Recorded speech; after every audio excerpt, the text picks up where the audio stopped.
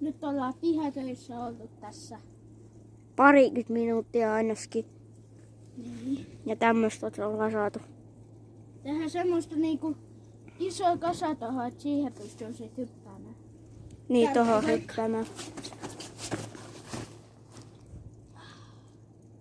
Virkistä.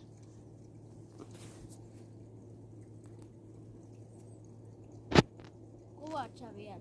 Joo.